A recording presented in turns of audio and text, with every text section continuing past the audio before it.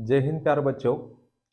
Super fast coaching धार के इस online platform में आपका हम स्वागत करते हैं और सभी को नव वर्ष की हार्दिक शुभकामनाएं और माता रानी आपकी सभी मनोकामना पूरी करे। तो आज हम जो क्वेश्चंस लेकर आए हैं आज के सेशन में या आज के वीडियो में, यहाँ पर आपको क्वेश्चन आपका जो डीआई पार्ट होता है वहां से भी क्वेश्चन लिए हैं और जो अलग अलग चैप्टर से क्वेश्चन जो उठाए हैं, अलग अलग चैप्टर से क्वेश्चन भी हमने यहाँ से लिए हैं। ठीक है, तो इस वीडियो में सारे ही क्वेश्चन आपको मिल जाएंगे। जैसे हमने लास्ट वीडियो में सिर्फ आपको डीआई पढ़ाया था तो सिर्फ डीआई ही आपको देखने को मिला था, लेकिन इस वाले सेशन में, इस वाले वीडियो में हम आपको डीआई वाला पार्ट भी सिखाएंगे और साथ ही साथ हर चैप्टर से कहीं ना कहीं क्वेश्चन आपको देखने को मिलेंगे। तो अंत तक बने रहेगा कि किस प्रकार से हम यहाँ पर क्वेश्चन को एक एक करके सोल्व करेंगे। ठीक है, तो आओ यहाँ पर हम शुरू करते हैं।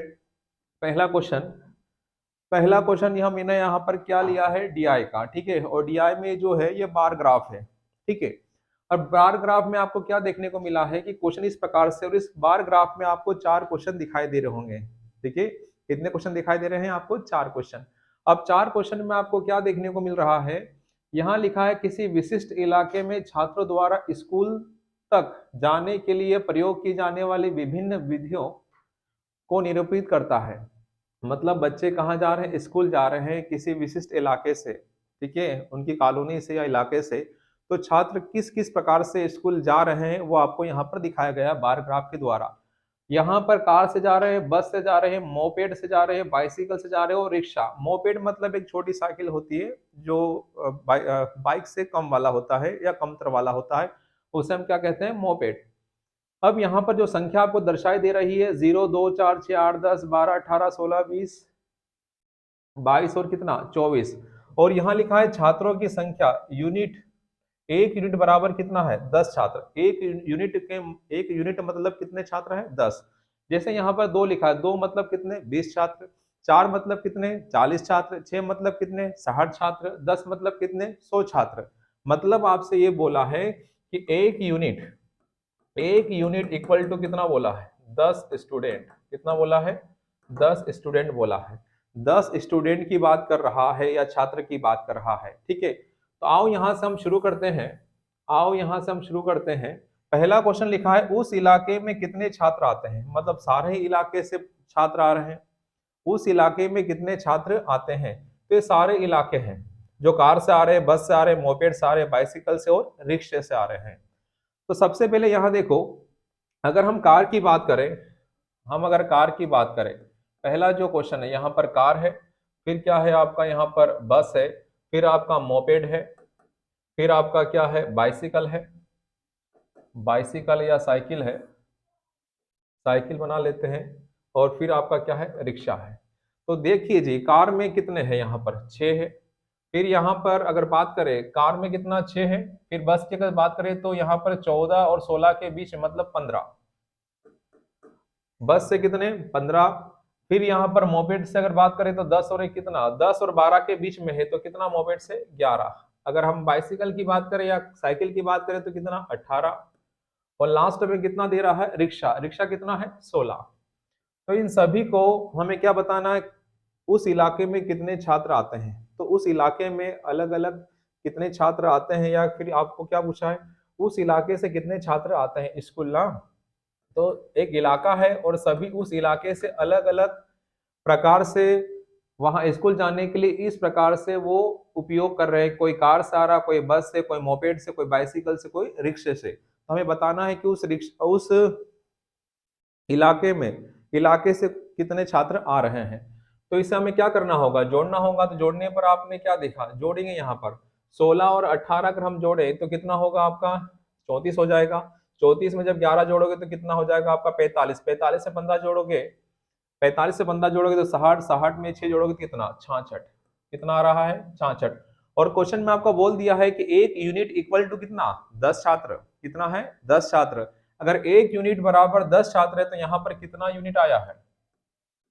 तो आपका जवाब होगा सर 66 यूनिट। तो 66 यूनिट का गुणा कहाँ कर दोगे आप? 66 का गुणा आप कहाँ कर दोगे?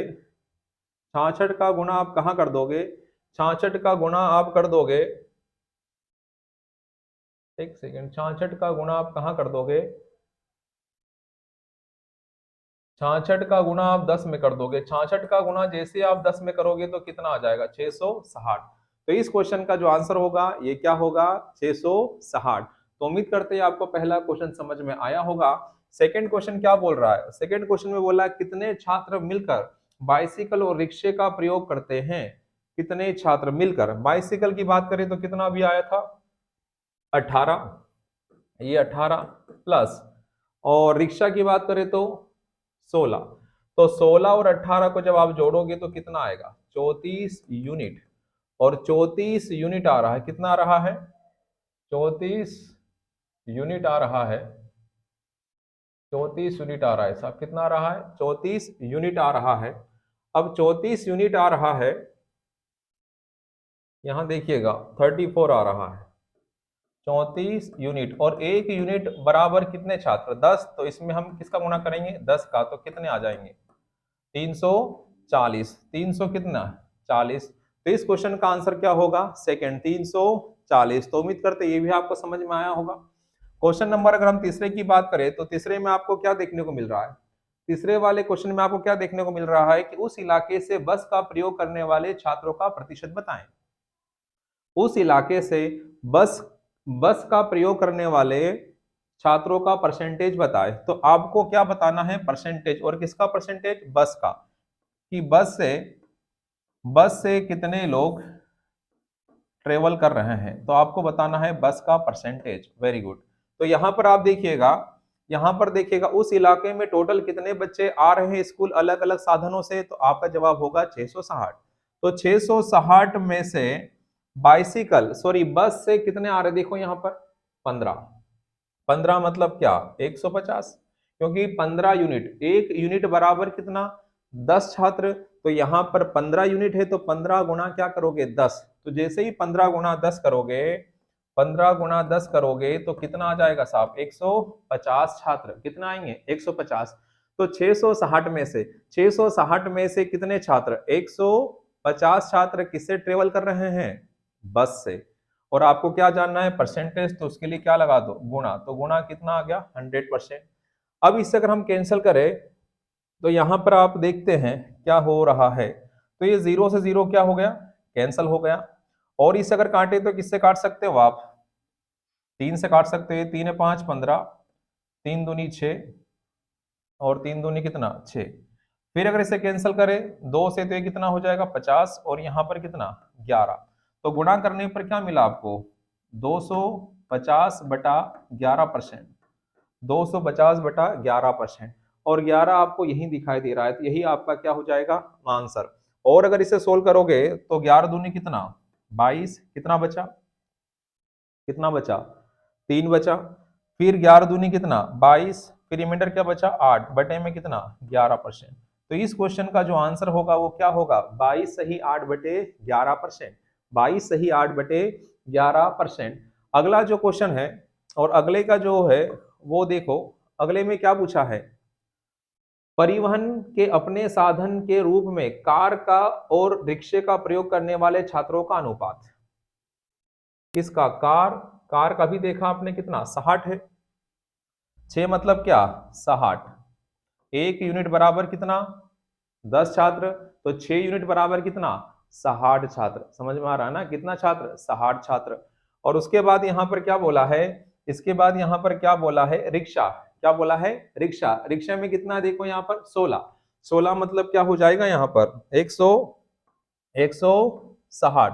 क्योंकि एक यूनिट बराबर, एक बार फिर 10 छात्र, तो 16 यूनिट बराबर कितने? 160। 16 गुना कहां कर दोगे? 10 में।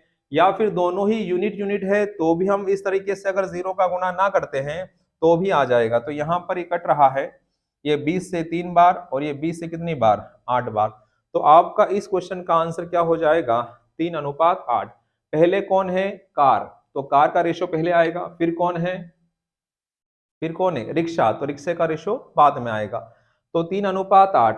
या तो आप 60 बनाओ, या फिर डायरेक्ट आप क्या लिख सकते हो? यहाँ पर 6, और यहाँ पर कितना? 16।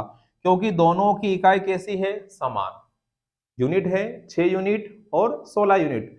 मैंने लास्ट वीडियो में डीआई के फर्स्ट वीडियो में आपको ये सिखाया है, जो लास्ट वीडियो हमने बनाया है डीआई का, उसमें आपको क्या सिखाया है कि अनुपात हम किसमें बता सकते हैं, जिनकी इकाई सेम हो उसमें हम रेशियो रेशो को सोल्व कर सकते हैं या उसका हम रेशियो निकाल सकते हैं। तो यहाँ पर भी कैंसिल करोगे तो 3 और यहाँ पर कितना 8। तो उम्मीद करते हैं आपको सारे ये चारों क्वेश्चन समझ में आए होंगे। तो पहला जो इसका आंसर है वो क्या है आपका 660 है। सेकंड का आंसर कितना आया 340 है। तीसरे का क्या है 22 सही 8/11% है। और चौथे का क्या है 3:8। तो उम्मीद करते हैं ये जो बार ग्राफ जो आपको समझाया है वो अच्छे से समझ में आया होगा। ये क्वेश्चन बहुत ही आसान होते हैं, बस आपको ध्यान से pie chart, bar graph, line graph, table को ध्यान से देखना होगा। तो अच्छे से आपको समझ में अगर आ गया, उससे अगर समझ पाए तो क्वेश्चन के आंसर आप जल्दी जल्दी दे सकते हो। ठीक है, तो उम्मीद करते हैं आपको बार ग्राफ समझ में आया होगा। अगले क्वेश्चन की तरफ ले चलते हैं आपको। अगला क्वेश्चन क्या है, क्या दिखाई दे रहा है, एक दुकान में 335 रुपए अंकित मूल्य वाला एक कोट 28 रुपए में बेचा जाता है, तो कितने प्रतिशत की क्या दी गई है, छूट दी गई है साहब, कितने प्रतिशत की छूट दी गई है। अंकित मूल्य मतलब क्या, एमआरपी, एमआरपी बोलते हो या market price, MP market price. ठीक है, तो हम इसे एमपी से डिनोट लिख रहे हैं। तो यहां पर मैं लिख रहा हूं, मैं यहां पर लिख रहा हूं एमपी। क्या क्या क्वेश्चन में दे रखा है, एमपी, एमपी कितना दे रखा है 3500। और आपको क्या दे रखा है एसपी, एसपी कितना दे रखा है 2800, कितना दे रखा है 2800। मुझे आप ये बताओ, हमेशा डिस्काउंट, हमेशा डिस्काउंट हम किस पर देते हैं, हमेशा डिस्काउंट हम देते हैं एमआरपी पर। किस पर देते हैं, एमआरपी पर देते हैं। 3500 रुपए उस पर प्रिंट है, उस पर लेबल लगा हुआ है, उस पर टेग लगा हुआ है, कितने 35 रुपए का। और जब वो बेच रहा है तो कितने में बेच रहा है 28 रुपए में। तो मुझे आप बताओ, सीधा सीधा दुकान वाला, सीधा सीधा दुकान वाला अब कितना डिस्काउंट दे रहा है। तो आपका जवाब होगा सर 700 रुपए का। कितना डिस्काउंट दे रहा है, आपका जवाब होगा सर 700 रुपए का क्या दे रहा है वह डिस्काउंट। और आपको यही तो बताना है कितने प्रतिशत की छूट दी गई। और छूट हमेशा एमआरपी पर दी जाती है, डिस्काउंट हमेशा किस पर दिया जाता है, एमआरपी पर। तो आपको बताना है डिस्काउंट परसेंटेज। तो डिस्काउंट हमेशा किस पर निकाला जाता है, एमआरपी पर। तो बटे में कितना आ गया 3500, और कितने का डिस्काउंट 700, 700 कहाँ ऊपर। और परसेंटेज जानने के लिए गुणा क्या लगाते हो 100%, क्या लगाते हो 100%। Very good. 20 से 20 क्या हो गया कैंसल, 7 से कटा 35 कितनी बार 5, और 5 से कटा 100 कितनी बार 20। तो इस क्वेश्चन का जो आंसर होगा, इस क्वेश्चन का जो आंसर होगा वो क्या हो जाएगा 20%। क्या हो जाएगा 20%। तो उम्मीद करते हैं आपको समझ में आया होगा। अगला क्वेश्चन दिखाते हैं। अगले क्वेश्चन में क्या दिख रहा है वो देखिए ध्यान से। 240 और 320 को पूर्णतः विभाजित करने वाली सबसे बड़ी संख्या क्या है। 240, 240 और 320, 240 और 320 को पूर्णतः विभाजित करने वाली सबसे बड़ी संख्या क्या है। तो ये सबसे बड़ी संख्या मतलब आपसे एचसीएफ पूछ रहा है। क्या पूछ रहा है, HCF, highest common factor, highest common factor. तो सबसे पहले या तो आप ऑप्शन से उठा उठाकर भाग लगा लो, ये भी कर सकते हो, या फिर आप मुझे बताओ इन दोनों संख्या के बीच में कितने का अंतर है। तो आपका जवाब होगा, आपका जवाब होगा सर इसमें अंतर कितने का आ रहा है 80 का। तो क्या 80 से दोनों संख्या कट रही है, अगर 80 से संख्या दोनों कट रही है तो आपका जो जवाब होगा या जो आपका आंसर होगा वो क्या हो जाएगा 80। तो उम्मीद करते हैं आपको समझ में आया होगा। जब हम आगे चलकर जब हम चैप्टर वाइज अगर क्वेश्चन आपको पढ़ाते हैं या पढ़ते हैं तो आपको सारी बातें डिटेल आपको समझाएंगे। अभी हम क्या कर रहे हैं, पटवारी के हिसाब से आपको टेस्ट लगवा रहे हैं या प्रैक्टिस लगवा रहे हैं कि अलग अलग टाइप के क्वेश्चन या अलग अलग चैप्टर से क्वेश्चन आपको बता रहे हैं हम यहाँ पर। तो यहाँ पर 400 और 240 और 320 में जो अंतर है वो कितने का आया 80। क्या 80 से दोनों कट रहे हैं, हाँ कट रहे हैं। तो आपका आंसर क्या आ गया 80। या फिर ऑप्शन से भी चेक कर सकते थे आप, हाँ या ना, कर सकते थे ना। 120 से क्या दोनों कटेंगे, नहीं ये कटेगा लेकिन ये नहीं कटेगा। 80 से दोनों कट रहे, 560 से दोनों नहीं कट रहे। 320 की बात करें तो ये कटेगा लेकिन ये नहीं कटेगा। तो आपका जो आंसर होगा वो क्या होगा बी। तो उम्मीद करते हैं आपको समझ में आया होगा, आ रहा है ना समझ में सभी को। तो अगला क्वेश्चन दिखाते हैं। अगला क्वेश्चन क्या लिखा, एक समचतुर्भुज में विकर्ण क्रमशः कितना है 14 सेंटीमीटर और कितना है 12 सेंटीमीटर। समचतुर्भुज का क्षेत्रफल क्या है? तो समचतुर्भुज की अगर हम बात करें, समचतुर्भुज की बात करें कि तो समचतुर्भुज में क्या है, समचतुर्भुज में आमने सामने की भुजाएं क्या होती है बराबर। अगर हम वर्ग को स्क्वायर को अगर स्क्वायर को वर्ग की चारों भुजाएं बराबर होती हैं, अगर स्क्वायर को अगर हम थोड़ा सा टिल्ड कर दें, थोड़ा सा मोड़ दे, तो वो जो शेप बनेगा वो शेप बनेगा किसका? समचतुर्भुज। नाम से स्पष्ट है, सम मतलब समान भुजा वाला, चतुर्भुज मतलब चार। तो इनकी सभी भुजाएं क्या है बराबर होती है समचतुर्भुज की। और इसमें कितने विकर्ण दे रखे हैं? दो। कितने विकर्ण दे रखे हैं साहब? दो विकर्ण दे रखे हैं, हाँ या ना? अब दो विकर्ण, एक विकर्ण आपको दे रखा है कितना 24 सेंटीमीटर और ये विकर्ण कितना दे रखा 14 सेंटीमीटर। और आपसे इसका क्या पूछा है? दोनों ही विकर्ण दे रखे हैं D1 और क्या दे रखा है आपको D2। तो इसमें आपसे क्या पूछा है? समचतुर्भुज का क्षेत्रफल। तो हम इसका डिटेल थ्योरी ना देखते हुए सीधा सीधा जो आपसे पूछा जा रहा है वो आपको हम बता दे रहे हैं कि आपसे क्या पूछा है? समचतुर्भुज का क्षेत्रफल। समचतुर्भुज का क्या पूछा है? क्षेत्रफल। तो समचतुर्भुज का क्षेत्रफल क्या होता है? 1/2 गुणा पहला विकर्ण गुणा दूसरा विकर्ण। डायरेक्ट मैं आपको अभी सूत्र बता रहा हूं, डिटेल जब पढ़ेंगे तो आपको सारा थ्योरी सिखाएंगे, लेकिन अभी हम प्रैक्टिस कर रहे हैं। तो जो आपका होता है जैसे समचतुर्भुज का क्षेत्रफल क्या होता है, उसके लिए उसका फार्मूला क्या होता है? 1/2 गुणा पहला विकर्ण गुणा दूसरा विकर्ण। तो 1/2 पहला विकर्ण कितना है? 14 है। दूसरा विकर्ण कितना है? 24 है। तो ये 2 से कट रहा है 24 कितनी बार? 12 बार। तो इसका जब आप गुणा करोगे, तो कितना आएगा? 168 सेंटीमीटर स्क्वायर। तो उम्मीद करते हैं आपको समझ में आया होगा। समचतुर्भुज का क्षेत्रफल निकालने के लिए फार्मूला क्या होता है? 1/2 इंटू पहला विकर्ण गुणा दूसरा विकर्ण। पहले विकर्ण को हमने D1 माना है, दूसरे विकर्ण को D2। D1 डायगोनल पहला विकर्ण, डायगोनल सेकंड वाला। तो ये होता है उसका फार्मूला। किसका फार्मूला? समचतुर्भुज का क्षेत्रफल निकालने का। ठीक है, तो उम्मीद करते हैं आपको समझ में आया होगा। अगला क्वेश्चन दिखाते हैं। अगले क्वेश्चन में क्या लिखा है साहब? प्रॉफिट लॉस का क्वेश्चन है ना? प्रॉफिट लॉस का क्वेश्चन है। अमित को अपनी मोटरसाइकिल 24,000 रुपए में बेचने पर 20% की क्या हुई? हानि। मैंने आपको पहले भी जब हमने प्रैक्टिस फर्स्ट लगाया था तो वहां पर इस तरीके से कुछ क्वेश्चन आपको देखने को मिले थे। तो आपको मैंने बताया था कि अगर आपको यहाँ पर क्या बताना हो, अगर आपको यहाँ पर क्या बताना हो, क्वेश्चन में आपसे क्या पूछा है? लाभ पूछा है। क्या पूछा है? लाभ पूछा है। तो यहाँ पर देखिए, अमित को अपनी मोटरसाइकिल 2400 रुपए, हाँ 24 रुपए में बेचने पर 20% की क्या हुई? हानि। तो यहाँ पर आपको क्या क्या दे रखा है पहले वो दिखो। आपको 24 रुपए बेचने पर, 24 रुपए में बेचने पर क्या हो रही है? उसे हानि हो रही है। तो आपको बेचना मतलब सेलिंग प्राइस दे रखा है, सेलिंग प्राइस एसपी है ना, सेलिंग प्राइस दे रखा है कितना? तो आपका जवाब होगा सर 2400 रुपए है। फिर यहाँ पर कितने परसेंट की हानि हो रही है? तो आप बोलोगे सर यहाँ पर हानि हो रही है कितने परसेंट की? 20%। फिर आपके पास क्या बोला कि उसे 35 रुपए पर बेचने पर उसे कितने परसेंट का क्या होगा? लाभ। आप कितने में बेच रहे हो? 2400। और किसी भी वस्तु का क्रय मूल्य या कोई भी संख्या अपने आप में कितनी होती है? 100%। कितना होता है? 100%। तो आपको सबको पता है, यहाँ पर आप क्या लगाने वाले हो? ये है अरिथमेटिक का रामबाण, ठीक है ना? वैल्यू किसकी चाहिए? जिसकी।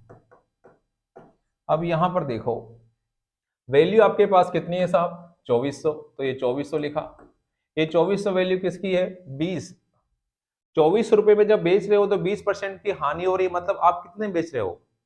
80% में। क्योंकि किसी भी वस्तु का हम जो सीपी है वो सीपी हम कितना मानते हैं? 100%। तो 100% से भी आप कम में बेच रहे हो तो कितने बेच रहे हो आप? 80%। तो आप हम क्या निकालेंगे यहाँ से? 100%। पहले ये तो देख ले कि वह वस्तु हमने कितने में खरीदी थी। तो यहाँ पर देखो, ये परसेंट से परसेंट तो कट जाएगा, 80 से ये कटेगा तो 8 या कितना 24, तो कितना आया 30। 30 गुना अगर आप क्या करोगे 100 तो कितना आया 300। तो ये 300 क्या आ गया सीपी, 300 क्या 3000 क्या आ गया सीपी आ गया। तो कॉस्ट प्राइस या आपने उस वस्तु कितने में खरीदा था 3000 रुपए में, फिर क्या बोला उसे 35, कुछ मिस्टेक हो रहा है एक सेकंड, यहाँ पर क्या है 24,000 है, कितना है 24,000 है। तो यहाँ पर एक जीरो बढ़ा दो, तो यहाँ भी एक जीरो बढ़ जाएगा, तो यहाँ पर भी एक जीरो क्या हो गया बढ़ गया। फिर क्या बोला उसने, फिर उसने क्या बोला यहाँ पर देखो, उसे 35,000 रुपए में बेचने पर उसे कितने परसेंट का क्या होगा लाभ। ठीक है, तो सीपी कितना है आपका हल करने पर 30,000, और उसे कितने में बेचना चाहते हो आप 35,000। तो मुझे बताओ अगर आपने 30,000 में किसी वस्तु को खरीदा और 35,000 में अगर बेचोगे तो कितने का लाभ होगा। तो आपका जवाब होगा सर 5,000 का। कितने का प्रॉफिट कमाओगे 5,000 का। और 5,000 का प्रॉफिट किस पर 30,000 पर। हमेशा प्रॉफिट और लॉस किस पर देखा जाता है सीपी पर, ध्यान देना किस पर देखा जाता है सीपी पर। तो यहाँ पर ये 3 जीरो से 3 जीरो क्या हो गया कैंसल, 5 से कटा 30 कितनी बार 6, और 1/6 गुना 100 को जब हल करोगे तो आपको क्या मिलेगा 16.66%। और यहाँ पर जो आपका आंसर होगा, यहाँ पर आपको क्या देखने को मिलेगा, यहाँ पर आपका आंसर क्या हो जाएगा डी। तो एक बार और देखो, अमित ने अपनी मोटरसाइकिल कितने में 24,000 रुपए में बेचने पर 20% की क्या हुई हानि हुई, हानि हुई। तो उसे 35,000 रुपए में बेचने पर उसे कितने परसेंट का क्या होगा लाभ। तो पहले सबसे पहले हमें यह बताना होगा कि उस अमित ने उस मोटरसाइकिल को कितने में खरीदा। तो आपका जवाब आया 30,000, फिर उसे किसने बेचना चाह रहे हो 35,000 में, तो क्या होगा लाभ होगा। लेकिन कितना परसेंट लाभ होगा ये बताना है। प्रॉफिट परसेंटेज या लॉस परसेंटेज अगर निकालना हो तो किस पर निकलता है सीपी पर, सीपी पर प्रॉफिट और लॉस निकाला जाता है परसेंटेज में। ठीक है, तो उम्मीद करते हैं आपको समझ में आया होगा। इसे हल करने पर 16.66 है, तो इसमें जो आंसर या जो ऑप्शन है वो क्या बनेगा 16.67%। तो उम्मीद करते हैं आपको समझ में आया होगा। और ध्यान दीजिएगा ये सबको पता है क्या है, इससे अगर क्वेश्चन बनाते हो तो बहुत ही आसान हो जाता है। अभी तो मैं डिटेल समझा रहा हूँ यहाँ पर तो इतना बड़ा हो रहा है, लेकिन अगर ना लिखो तो विद इन सेकेंड में इस क्वेश्चन को हम हल कर सकते हैं। तो उम्मीद करते हैं आपको समझ में आया होगा। अगला क्वेश्चन दिखाते हैं। अगले क्वेश्चन में क्या लिख रहा है, ओ वेरी गुड। यहाँ पर एक बार फिर यहाँ पर डीआई से क्वेश्चन मिला है, लिखा हुआ है कि आलेख को ठीक से अध्ययन करें और डाटा का अर्थ करके उत्तर दें। कंपनी का कुल खर्च कितना है, इकाई, दहाई, सैकड़ा, हजार, 10,000, लाख, 10 लाख, 35 लाख, 50,000 है। ठीक है, तो क्या बताना इस प्रकार से यहाँ पर खर्च हो रहा है बिजली पर, कच्चा माल, विज्ञापन, रख रखाव, विविध और कितना वेतन।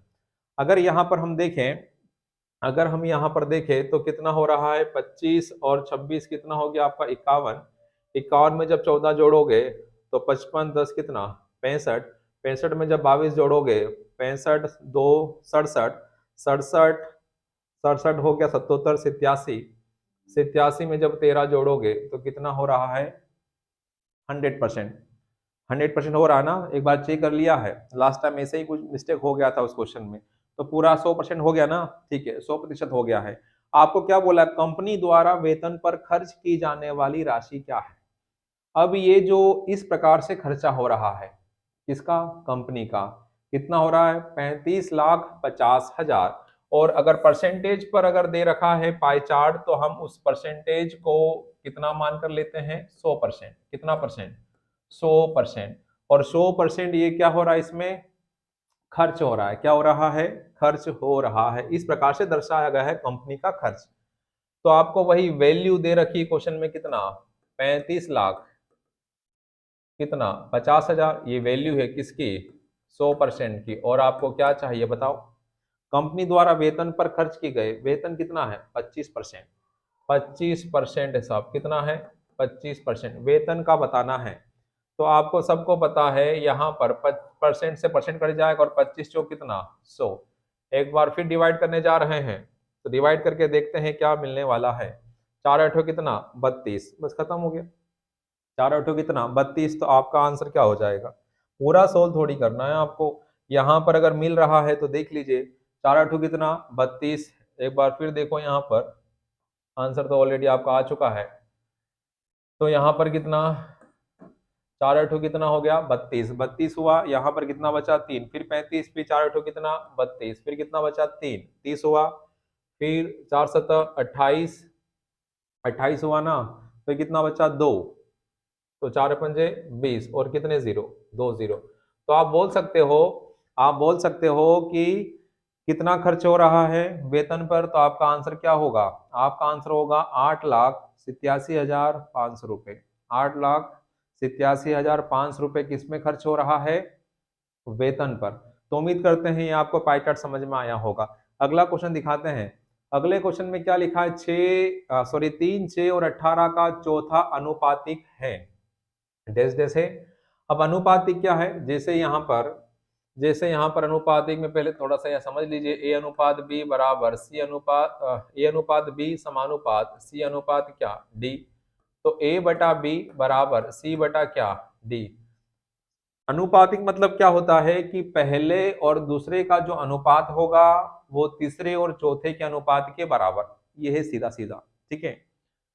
तो ऐसा नंबर ढूंढो, जैसे अगर हम ऑप्शन से सोल्व करें तो 3 दूनी 6, तो क्या आया 3 दूनी 6 मतलब 1/2, तो 18 दूने कितना 36, तो ये भी 1/2, तो आपस में क्या हो गए बराबर। तो आपका जो आंसर होगा वो क्या हो जाएगा 36, ये आपका आंसर। या फिर आप देख सकते हो ए का मान कितना है 3 है, बी का मान कितना है आपके पास, बी का मान कितना है 6, सी का मान 18 और आपसे चौथा पूछा है, चतुर्थ मतलब डी ना। तो 3 से कट गया, 3 से कट गया 18 कितनी बार 6 बार, और जब तिर्य गुणा करोगे तो चौथा जो अनुपात होगा वो कितना हो जाएगा 36। तो इस प्रकार से हल भी कर सकते हो, या फिर आपने क्या समझना है 3 दूनी 6, इसका डबल है तो 18 का भी क्या होना चाहिए डबल, क्या होना चाहिए डबल, तो कितना है यहाँ पर 36। तो उम्मीद करते हैं आपको समझ में आया होगा। अगला क्वेश्चन दिखाते हैं। अगले क्वेश्चन में क्या है, टाइम एंड वर्क का क्वेश्चन है। राम एक काम को 5 दिन में कर सकता है। देखो आपको ये सारी जानकारी होना चाहिए कि जब हम टोटल वर्क कैसे निकालते हैं। टोटल वर्क निकालने का तरीका जो है, टोटल वर्क जो निकालने का तरीका वो क्या है, तो अगर टोटल वर्क यहां देखिएगा, टोटल वर्क, टोटल वर्क बराबर होता है टाइम इनटू, यहां लिख रहा हूं इफिशिएंसी। टोटल वर्क बराबर टाइम इनटू क्या होता है इफिशिएंसी। टोटल वर्क को हिंदी में हम क्या बोलेंगे, कुल कार्य, कुल कार्य बराबर समय गुणा कार्य क्षमता, या दक्षता भी बोल सकते हो, ये होता है। और अगर हम टोटल वर्क में डिवाइड करें, टोटल वर्क में अगर हम डिवाइड करें किससे, टाइम से, तो आपको क्या मिलती है इफिशिएंसी। और टोटल वर्क में अगर डिवाइड करोगे इफिशिएंसी से तो हमें क्या मिलता है टाइम। बात एक है, इससे दो बातें और बन जाती है। देखिए यहाँ पर टोटल वर्क बराबर होता है टाइम इंटू इफिशियंसी। अगर टोटल वर्क निकालना है तो टाइम का गुना किससे करेंगे इफिशियंसी से, कार्य क्षमता से। समय का गुना किससे करोगे कार्य क्षमता से। तो गुना करने पर क्या मिल जाएगा आपको कुल कार्य, क्या मिल जाएगा कुल कार्य। और अगर टोटल वर्क में डिवाइड करते हो किससे टाइम से, तो क्या मिलेगा इफिशियंसी कार्य क्षमता। और टोटल वर्क में अगर डिवाइड करते हो किससे इफिशियंसी से, तो क्या मिल जाएगा आपको टाइम। तो यहाँ देखो कौन कौन है, यहाँ पर राम है, राम कितना दिन लेता है उस काम करने में 5 दिन, ये 5 दिन। जबकि हरि अकेले वह काम 6 दिनों में कर सकता है। हरि हरि वही काम अकेले कितने दिनों में 6 दिनों में कर सकता है। यदि वे एक साथ मिलकर काम करते हैं तो उसे कितने दिनों में पूरा करेगा। तो ऐसा काम मानना होगा जो दोनों कर सकते हैं, जो इन दोनों संख्या से पूरा पूरा कट जाए। तो ऐसा हमने काम 5 और 6 का क्या ले लिया एलसीएम। एलसीएम कितना आया 30। तो हमने 30 समोसे खाने के लिए दिए किसको, राम और रहीम को। तो राम खा सकता है कितने दिनों में 5 दिनों में, तो एक दिन में कितना खाएगा 6। और हरी उस समोसे को खा सकता है कितने दिनों में 6 दिन में, तो एक दिन में कितना खा रहा है 5। और लास्ट में आपसे क्या पूछा है मिलकर। तो जब भी एक साथ मिलकर काम करने की बात करें तो उनकी इफिशियंसी को हम क्या कर देते हैं जोड़ देते हैं। ये कार्य क्षमता है, ये क्या आता है टोटल वर्क, इसे हम क्या बोलते हैं टोटल वर्क। टोटल वर्क में अगर डिवाइड कर रहे हो किससे आप टाइम से, तो क्या मिल रहा है ये इफिशियंसी है। और साथ में मिलकर काम करना चाहते हैं तो उनकी इफिशियंसी क्या कर दो, जोड़ दो। जोड़ने पर कितना आया, 11। तो 30/11 क्या ऑप्शन में है, हाँ है। तो आपका जो जवाब होगा, जब टोटल वर्क में भाग लगाते हो किससे, इफिशियंसी से, टोटल वर्क में जब भाग लगाते हो इफिशियंसी से तो क्या मिलता है, टाइम। तो यही इस क्वेश्चन का क्या होगा आंसर, 30/11 दिन। तो उम्मीद करते हैं आपको समझ में आया होगा। अगला क्वेश्चन देखिए, अगला क्वेश्चन दिखाते हैं। अगला क्वेश्चन क्या लिखा हुआ है, 600 रुपए में एक पुस्तक को बेचने पर एक दुकानदार को 20% का लाभ होता है तो पुस्तक का क्रय मूल्य क्या होगा। वैल्यू किसकी, चाहे जिसकी, वैल्यू 600 किसका, 120 का, चाहिए क्या 100। तो हल करने पर कितना आ गया 500। या फिर देखो यहाँ पर सेलिंग प्राइस आपको दे रखा है कितना, 600 रुपए, कितना दे रखा है 6, और प्रॉफिट कितना दे रखा है 20%। और आपको क्या बताना है, सीपी, क्या बताना है, सीपी। और सीपी अपने आप में कितना होता है 100%, क्या होता है 100%। तो 600 क्या हो गई वैल्यू किसकी, 20% लाभ पर होता है ना। 600 रुपए में एक पुस्तक को बेचने पर एक दुकानदार को 20% क्या होता है लाभ, मतलब कितने बेच रहे हो आप 120 में, और आपको चाहिए क्या उसका क्रय मूल्य, मतलब कितना परसेंट 100। तो परसेंट से परसेंट कट जाएगा, यहाँ 0 से 0 काट सकते हो। 120 का कितना गुना है ये, 5 गुना, और 5 गुना जब 100 करोगे तो कितना 100, 5 गुना जब 100 करोगे तो कितना आ जाएगा 500। तो ये उस पुस्तक का क्या आ गया, क्रय मूल्य, या फिर क्या आ गया कॉस्ट प्राइस। ठीक है, तो उम्मीद करते हैं आपको समझ में आया होगा। ये क्या लगाया, वैल्यू किसकी, 20% लाभ। अगर लाभ होगा तो 100 में जोड़कर लिखना है, और अगर हानि होती है 100 में से कम करके लिखना है। और जो आपको चाहिए, क्या चाहिए, क्रय मूल्य। क्रय मूल्य अपने आप में कितना होता है 100%। ठीक है, तो वैल्यू किसकी, चाहे जिसकी। ठीक है, तो उम्मीद करते हैं आपको समझ में आया होगा। अगला क्वेश्चन दिखाते हैं। अगले क्वेश्चन में क्या लिखा, एक ट्रेन 95 किलोमीटर प्रति घंटे की दूरी तय करती है, और वह एक ट्रेन 95 किलोमीटर प्रति घंटे की दूरी तय करती है और 85 किलोमीटर प्रति घंटे की से प्रारंभिक बिंदु पर लौटती है। कहने का तात्पर्य यह है कि एक ट्रेन है जो 95 किलोमीटर प्रति घंटे की रफ्तार से एक दूरी तय करती है और वापस आती है 85 के स्पीड से। तो आपको क्या बताना है, ट्रेन की औसत गति। मतलब कुल मिलाकर आने और जाने का, आना और जाना, दूरी कैसा है, सेम है। दूरी कैसी है, सेम है, ध्यान दीजिएगा दूरी सेम है। एक से जाना है और एक से आना है। तो इसके लिए ट्रेन की औसत गति बताना है, तो ट्रेन की औसत गति बताने के लिए, एवरेज स्पीड बताने के लिए, एवरेज स्पीड बताने के लिए, एवरेज स्पीड बताने के लिए यहां पर आप क्या कर सकते हो, एवरेज स्पीड बताने के लिए आप क्या कर सकते हो, यहां पर एवरेज स्पीड बताने के लिए यहां पर आपको क्या करना है, एक तो आपका डायरेक्ट फार्मूला होता है एवरेज स्पीड बताने के लिए, औसत चाल निकालने के लिए, और सबको पता होगा औसत चाल निकालने के लिए क्या होता है 2xy अपॉन में x प्लस वाई।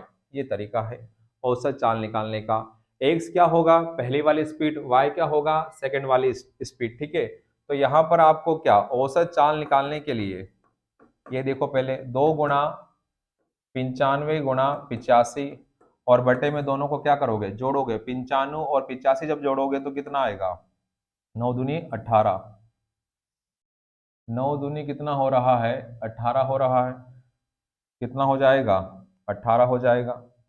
तो यहाँ पर 5 और 5 10, 9 8 17 और ये कितना हो गया 18, 100 कितना हो गया 80, 100 कितना हो रहा है 80 हो जाएगा, कितना हो जाएगा 80 हो जाएगा। तो यहाँ पर ठीक है, तो यहाँ पर देखो क्या हो रहा है, ये सिंपल सा फार्मूला है औसत चाल निकालने का। और कब दो स्पीड अगर दे रखी है, एक आने की और एक जाने की, जिसमें दूरी कैसी हो सेम तय कर रहा हो, तो ये फार्मूला आप लगा सकते हो। तो यहाँ पर देखो क्या कट रहा है क्या नहीं कट रहा वो देख लीजिए पहले। यहाँ पर जो कट रहा है वो क्या है, अगर इसे हम काटें तो ये हो जाएगा, कितना हो जाएगा यहाँ पर 5 से काटेंगे तो कितना हो जाएगा 36, और 5 से इसे काटोगे तो कितना हो जाएगा 17, और 2 से इसे अगर काटोगे तो कितना मिलेगा आपको 18, कितना मिलेगा 18। तो यहाँ पर गुणा करेंगे 95 गुणा किसका 17 का, तो 17 पंजे कितना होगा 85, हासिल कितना हुआ आपका 8, 17 नमा की 100 कितना होगा 53, और 153 में अगर आप कितना जोड़ते हो 8 जोड़ते हो, कितना जोड़ते हो 8, तो यहाँ पर 1 होगा, यहाँ पर 9 और यहाँ पर 1, और बटे में कितना 18, बटे में कितना होगा 18। एक बार और देखो, 17 पंजे कितना हो गया 85 का कितना 5, हासिल कितना हुआ आपका 8 आया, कितना आया 8, 17 नमक 100 कितना होता है 53, 17 नमक 100 कितना होगा 53, और 153 को अगर आप जोड़ोगे 8 में तो 8 और 3 कितना 11, यहाँ पर कितना हो गया आपका 6 और यहाँ पर कितना 1, तो यहाँ पर जो आ रहा है वो कितना आ रहा है 6 आएगा, कितना आएगा 6, 1615 बटे क्या है 18 है, 1 बटे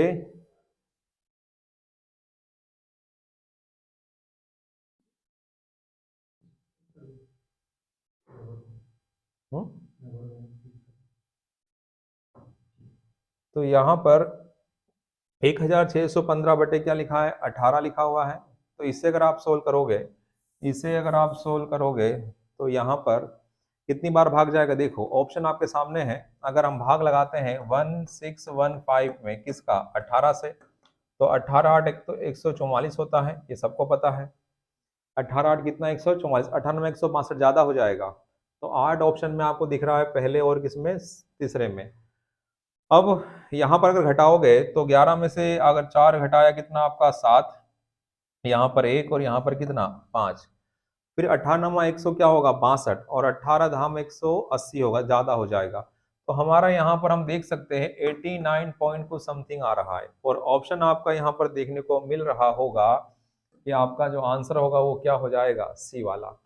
तो एक तरीका है, जो अगर आपको दो स्पीड अगर दे रखी हो आने और जाने की, जिसमें डिस्टेंस कैसा हो आना जाना सेम हो, तो आप इस सूत्र का यूज कर सकते हो, ठीक है, इस सूत्र का यूज करते हैं। और भी तरीके होते हैं, लेकिन दो अगर दो स्पीड हो आने और जाने की तो ये तरीका यूज कर सकते हो, लेकिन अगर 3 स्पीड हो तो वहां पर कुछ बातें अलग होती है। लेकिन अभी आपके सामने एक क्वेश्चन ये है तो मैंने इसी तरीके से आपको समझा दिया है, ठीक है, तो उम्मीद करते हैं आपको समझ में आया होगा। अगला क्वेश्चन दिखाते हैं। अगले क्वेश्चन में क्या लिखा हुआ है, 2 वर्ष के लिए वार्षिक 5% के वार्षिक दर से 10,000 रुपए पर साधारण ब्याज और चक्रवृद्धि ब्याज के बीच कितना अंतर होगा, ये पूछा है, क्या पूछा है अंतर होगा।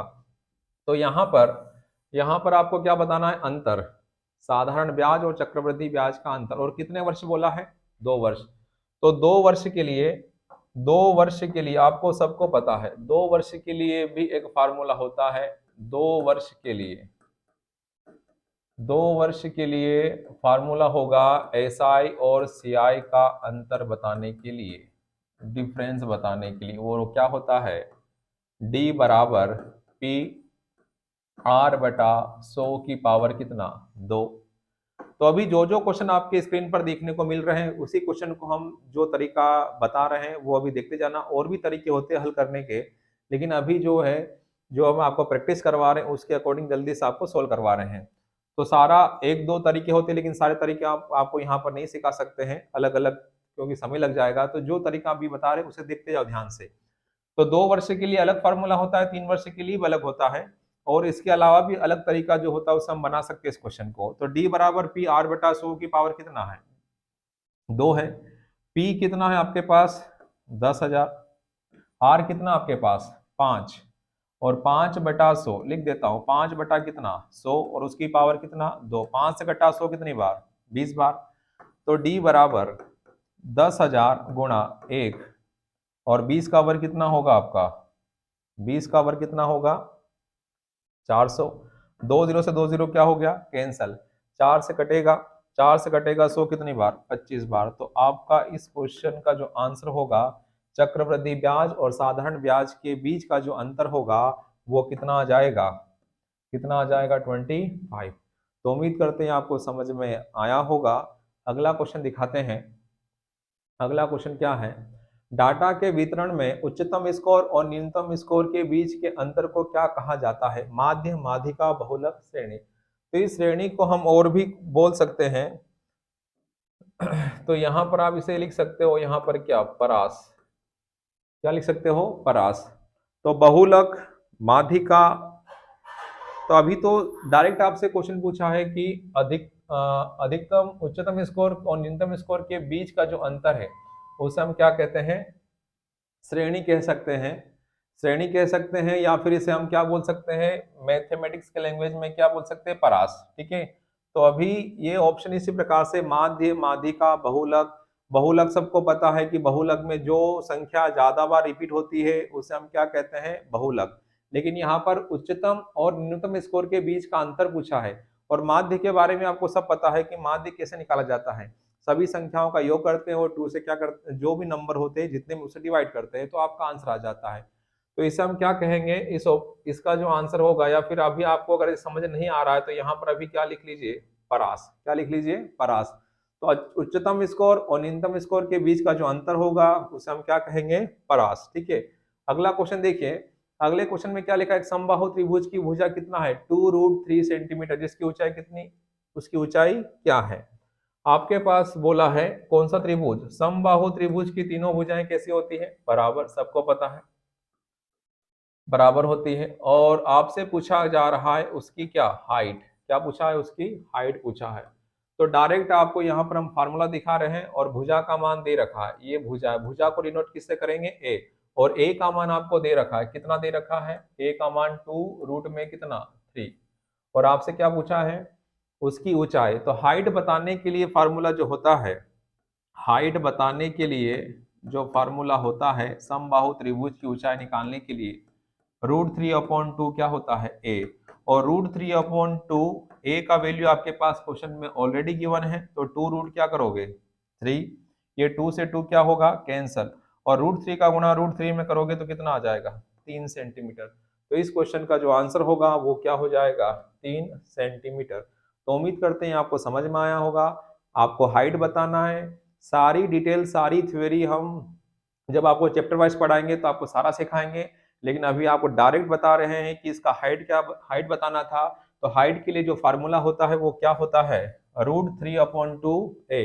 फार्मूले कैसे बनते हैं वो भी आगे चलकर हम आपको सिखाएंगे, लेकिन अभी प्रैक्टिस कर रहे हैं तो इसलिए मैं आपको डायरेक्ट फार्मूला लिखकर उसका वैल्यू पुट कर रहे हैं और सोल्व कर रहे हैं। ठीक है, तो उम्मीद करते हैं आपको समझ में आया होगा। अगला क्वेश्चन क्या है, यदि 2x + 3y अनुपात 2x अनुपात है 2x + 3y, अनुपात को बटे में लिखा, 2x - 3y बराबर कितना, 3/2। अनुपात को बटे में तो क्या पूछा, x और y का रेशियो। तो गुणा करना प्रारंभ करें, 4x + 6y बराबर 6x माइनस का कितना 9y। इसे अगर देखोगे तो कितना बचा, 2x। और यहां पर अगर आप देखोगे तो कितना आ रहा है, 15y। तो y का मान 2 हो गया और x का मान कितना, 15। तो आपसे पूछा है x अनुपात y बराबर क्या, तो आपका जवाब होना चाहिए 15:2। तो उम्मीद करते हैं आपको समझ में आया होगा। अगला क्वेश्चन दिखाते हैं। यहाँ पर देखो एक बार फिर से, कुछ नहीं, अनुपात को बटे में लिखा है, इसे बटे में लिखा हो, तीरिया क्या कर दिया है, गुणा कर दिया है। क्या कर दिया है, गुणा। तो सोल्व करने पर x y का मान आ जाएगा। ठीक है, सिंपल सा क्वेश्चन है। अगला क्वेश्चन देखें। अगले क्वेश्चन में क्या है, सरलीकरण का क्वेश्चन है। तो क्या लिख रहा है, 72 प्लस कितना 13 लिखा हुआ है, डिवाइडेड बाय 3 प्लस कितना 2 है, माइनस 3 गुणा क्या है 5। मैंने आपको लास्ट वीडियो में भी वी बोर्ड मोस का एक सीक्वेंस बताया था कि इस सीक्वेंस के अकॉर्डिंग ही हम क्वेश्चन को स्टेप बाय स्टेप हल कर सकते हैं। ठीक है, तो यहाँ पर सबसे पहले सोल्व क्या होगा, ब्रैकेट।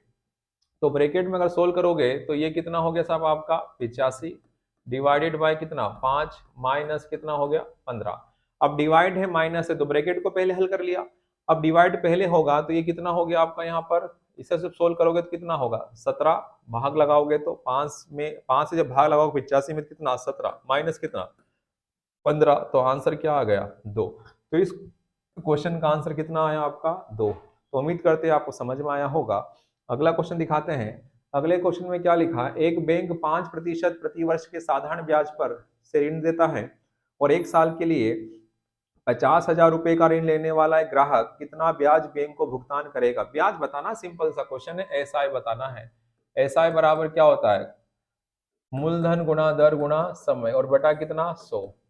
मैं अभी फार्मूले से बता रहा हूँ, आगे जब मैं फिर बोल रहा हूँ जो चैप्टर वाइज आपको पढ़ाऊंगा ना, तो बहुत तरीके हैं बनाने के, इसको किस प्रकार से हम वैल्यू किसकी चाहे किसकी लगाकर सोल्व कर देंगे। लेकिन सिंपल सा क्वेश्चन है, फार्मूला सबको पता है। कि साधारण ब्याज बराबर मूलधन गुणा दर गुणा समय बटा कितना होता है। सो हमें बताना है ब्याज, सिंपल इंटरेस्ट, ठीक है। मूलधन कितना आपके पास 50,000, रेट कितना है 5, समय कितना है 1, सालाना बोला ना, प्रति वर्ष बोला है, 1 साल के लिए, 1 साल के लिए बोला है, तो समय 1 आएगा और बटे कितना 100, 2 जीरो से 2 जीरो क्या हो गया कैंसर, 500 गुणा क्या करोगे तो आपका आंसर कितना आ जाएगा 2500। तो वह बैंक को ब्याज के रूप में, वह ऋण लेने वाला एक ग्राहक कितना ब्याज बैंक को भुगतान करेगा, तो कितना भुगतान करेगा ब्याज के रूप में, तो आपका आंसर कितना आ जाएगा 2500। तो उम्मीद करते हैं आपको समझ में आया होगा। अगला क्वेश्चन दिखाते हैं। अगले क्वेश्चन में क्या लिखा हुआ है, एवरेज है, एवरेज का गुणा, एवरेज का गुणा अगर हम टोटल नंबर में करते हैं तो हमें क्या मिलता है, सबको पता, sum of all numbers, sum of all numbers, ठीक है। तो बंदे कितने हैं शुरू में 20 है, एवरेज कितना बोला है, एवरेज कितना बोला है 4000, तो गुणा करोगे तो कितना हो जाएगा ये 80,000, कितना हो जाएगा 80,000, 4 दूनी 8 और 3 4 0। इसी तरह कितना बोला है 25 बंदे हैं, ये टोटल नंबर है और ये एवरेज है, तो फिर बंदे कितने 25 बंदे हैं और उनका एवरेज कितना है 2500, तो 25 पंजे कितना, 25 पंजे कितना 100, सॉरी 25 का गुणा जब 25 में करोगे तो आपको यहाँ पर क्या मिलेगा 625 और कितने जीरो 2 जीरो। आपसे क्या पूछा है, पूरे समूह की औसत आयु, पूरे समूह मतलब क्या करना है जोड़ना है, क्या करना है, सभी का जब पूछे तो क्या करना है जोड़ना, तो यहाँ पर कितना हो गया 45, यहाँ 0 0 5 2 और कितना आ गया 14। तो ये क्या है, ये 20 बंदों का टोटल है, सम है, और ये 25 बंदों का सम है। तो आपको पूछा है सभी पूरे समूह का, तो पूरे समूह की बात जब करेगा तो क्या करना है 20 बंदों का टोटल 25 बंदों का टोटल मतलब सम जो है उसे जोड़ना पड़ेगा, और जोड़ने पर आपको ये देखने को मिल रहा है, और फिर क्या करना होगा आपको डिवाइड। तो एवरेज निकालने के लिए क्या है आपको पता है, सम ऑफ ऑल नंबर में डिवाइड करना होता है किससे, टोटल नंबर से, तब जाकर क्या मिलता है एवरेज। तो यहाँ पर 1425 कितने जीरो है 2 और बटे में कितना है 45।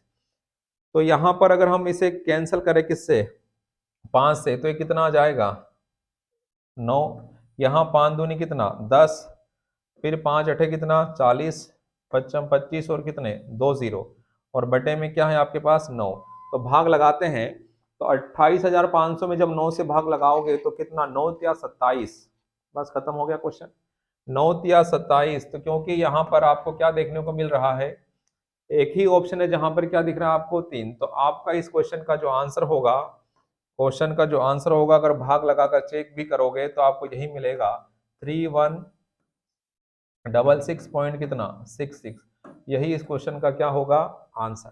तो उम्मीद करते हैं एवरेज का क्वेश्चन आपको समझ में आया होगा। अगला क्वेश्चन देखिए, अगला क्वेश्चन फिर आपको डीआई से मिला है, पाई चार्ट से मिला है, और वही क्वेश्चन है अलग अलग यहाँ पर आपको देखने को मिल रहा है। तो इसी प्रकार एग्जाम में भी अलग अलग क्वेश्चन, वही क्वेश्चन होता है लेकिन अलग अलग वहां पर आपको देखने को मिल जाएगा या मिल सकता है। यहाँ पर भी वही है, खर्च कितना है 35,000, 35,50,000 है, और यहाँ पर आपको बताना है अलग अलग दे रखा है, वेतन, बिजली, कच्चा माल, विज्ञापन, विविध और रख रखाव। कंपनी द्वारा कच्चे माल और बिजली पर खर्च की गई राशि क्या है, यही पूछा है, यही पूछा है ना। तो यहाँ पर आप देखोगे, यहाँ पर अगर आप देखोगे तो आपसे पूछा है कि कच्चे माल और बिजली पर खर्च, तो वैल्यू आपको तो दे रखी पहले से कितनी 35,50,000, ठीक है, ये वैल्यू किसकी 100% की, और आपको क्या चाहिए कच्चा माल 14%, बिजली पर की गई राशि क्या है, तो 14% कच्चा माल है, बिजली की बात करें तो कितना 26%, दोनों को अगर आप जोड़ते हो तो कितना हो जाएगा, खर्च कितना हो रहा है इस पर 40%। तो यहाँ पर ये 2 जीरो से 2 जीरो क्या हो गया कैंसल, तो यहाँ पर 1 2 3 3 जीरो आ गए साहब, 4 गुणा 5 4 पंजे कितना 20, फिर 20 और 2 कितना 22, और 12 और 2 कितना 14। तो बिजली और कच्चे माल पर कुल कितना खर्च हो रहा है, तो आपका जो आंसर होगा वो होगा 14,20,000, कितना होगा 14,20,000 इस क्वेश्चन का आंसर होगा। यहाँ पर ये वैल्यू है, और ये वैल्यू किसकी पूरे 100% की, और चाहिए क्या आपको 40% कच्चा माल और बिजली पर खर्च कितना हुआ, तो आपका जो जवाब होगा वो 14,20,000। ठीक है, तो उम्मीद करते हैं आपको समझ में आया होगा। अगला क्वेश्चन क्या है, आयत का एक आयताकार क्षेत्र में एक बाजू 5 मीटर है और विकर्ण कितना है 13 मीटर है, तो आयत का क्या बताना है, क्षेत्रफल।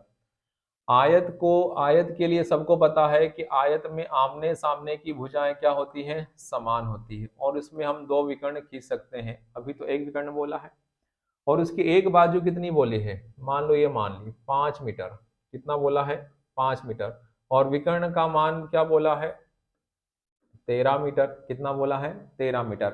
आपको बताना है आयत का क्षेत्रफल, और आयत का क्षेत्रफल बताने के लिए आपको क्या पता है, लंबाई गुणित चौड़ाई। ये हो गई उसकी लंबाई और ये हो जाएगी इसकी चौड़ाई। ठीक है, ये हो गई लंबाई। तो यहाँ पर देखो या फिर यहाँ देखो, अगर ये 5 है तो ये भी कितना है 5 मीटर, तो ये 13 है, ये 5 है, तो ये कितना हो गया 12। ये ट्रिपलेट होती है, क्या होती है ट्रिपलेट, तो ट्रिपलेट से ये कितनी हो जाएगी 12। ये 5 तो दे रखा है, ये 13 भी दे रखा है, तो बचा क्या आपका 12। तो 12 क्या हो गई उस आयत की लंबाई, और चौड़ाई कितनी हो गई 5। तो आपको बताना उसका क्षेत्रफल, तो लंबाई 12 है, चौड़ाई कितनी है 5, तो गुणा करने पर कितना 60 वर्ग मीटर। तो इस क्वेश्चन का जो आंसर होगा वो क्या होगा 60 वर्ग मीटर। तो उम्मीद करते हैं आपको समझ में आया होगा। अगला क्वेश्चन दिखाते हैं आपको, ये सारी बातें हैं इसमें आयत के बारे में। ठीक है, तो अगला क्वेश्चन दिखाते हैं आपको। अगला क्वेश्चन क्या है, एक बार फिर सरलीकरण का क्वेश्चन है। तो देखिएगा यहाँ पर क्या लिखा हुआ है, 4 प्लस ब्रैकेट में क्या लिखा हुआ है, अभी मैं लिख रहा हूँ समझाने के लिए आपको, यहाँ पर एग्जाम में ऐसा नहीं करेंगे आप लोग।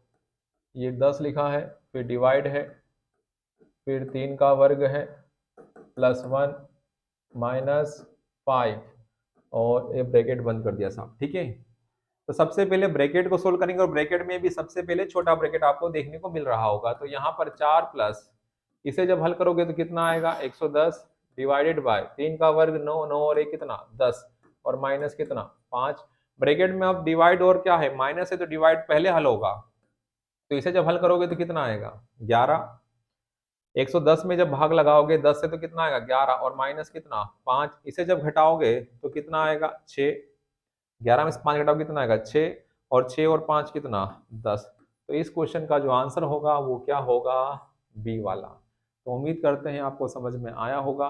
किस प्रकार से सरलीकरण के क्वेश्चन भी एग्जाम में अभी देखने को मिल रहे हैं। ठीक है, तो उम्मीद करते हैं आपको समझ में आया होगा। अगला क्वेश्चन दिखाते हैं।